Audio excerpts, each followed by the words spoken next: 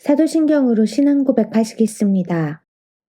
전능하사 천지를 만드신 하나님 아버지를 내가 믿사오며 그 외아들 우리 주 예수 그리스도를 믿사오니 이는 성령으로 잉태하사 동정녀 마리아에게 나시고 본디오 빌라도에게 고난을 받으사 십자가에 못 박혀 죽으시고 장사한 지 사흘 만에 죽은 자 가운데서 다시 살아나시며 하늘에 오르사 전능하신 하나님 우편에 앉아 계시다가 저리로서 산자와 죽은 자를 심판하러 오시리라. 성령을 믿사오며 거룩한 공회와 성도가 서로 교통하는 것과 죄를 사하여 주시는 것과 몸이 다시 사는 것과 영원히 사는 것을 믿사옵나이다. 4월 29일 목요일. 오늘 우리에게 주시는 말씀은 마가복음 3장 31절에서 35절까지 말씀입니다. 그때에 예수의 어머니와 동생들이 와서 밖에 서서 사람을 보내어 예수를 부르니 우리가 예수를 둘러 앉았다가 여짜오되 보소서 당신의 어머니와 동생들과 너희들이 밖에서 찾나이다. 대답하시되 누가 내 어머니이며 동생들이냐 하시고 둘러앉은 자들을 보시며 이르시되 내 어머니와 내 동생들을 보라. 누구든지 하나님의 뜻대로 행하는 자가 내 형제요 자매요 어머니이니라.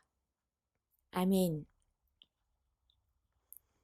예수께서 병자들을 고치고 귀신들을 쫓아주셨다는 소문이 점점 멀리 퍼졌습니다. 서기관들은 예수님이 귀신의 왕의 힘을 빌려서 귀신을 쫓아낸다면서 비난했습니다. 그런 소리를 들으면서도 예수님은 몰려드는 사람들 때문에 식사를 할 겨를조차 없으셨습니다. 그때 예수님의 어머니와 동생들이 찾아와 예수님을 불렀습니다. 소문을 들은 어머니와 동생들은 예수님이 하시는 일에 의구심을 가졌습니다. 귀신의 힘으로 한다는 소리를 들으면서까지 일할 필요가 없다고 생각했을지도 모릅니다. 바리새인들과 율법학자들은 예수님이 그곳을 빨리 떠나기를 바랐습니다.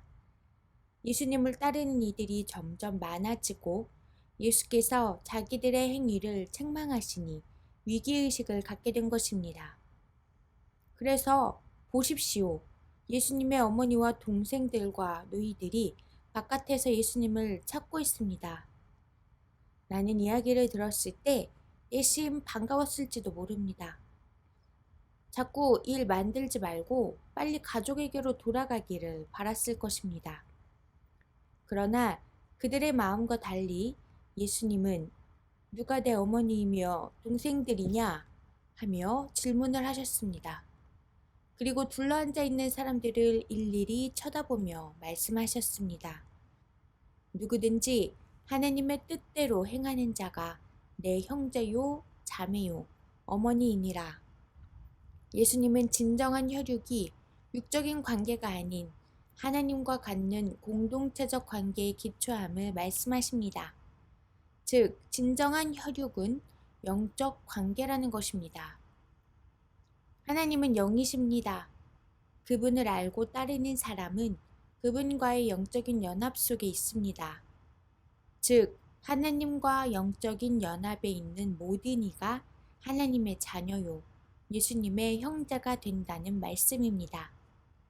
여기에서 예수님은 두 가지 사실을 지적하셨습니다.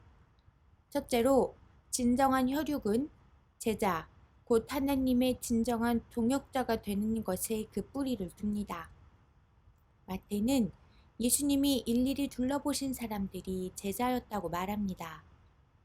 예수님을 주님으로 고백한 제자들을 가족으로 받아들이신 것입니다. 둘째로, 진정한 혈육은 하나님의 뜻을 행함에 그 뿌리를 둡니다. 예수님은 하나님의 뜻을 행하기 위해 자기 자신까지 내어주셨습니다. 이와 같이 하나님의 뜻을 행하는 자라면 누구든지 진정한 혈육임을 말씀하셨습니다. 이러한 영적 혈육을 하나님이 끝까지 책임지고 축복해 주실 줄 믿습니다. 묵상 질문. 하나님과 진정한 영적 관계를 맺고 있습니까? 오늘의 기도. 하나님, 오늘도 하나님의 자녀답게 지내길 원합니다. 겉으로만 하나님의 자녀가 아니라 우리의 영적 그릇을 하나님께 인정받는 자녀가 되기를 원합니다. 사는 동안 세상에 속한 자가 아니라 하나님 나라에 속한 자로 살아가게 하옵소서. 예수님의 이름으로 기도합니다. 아멘.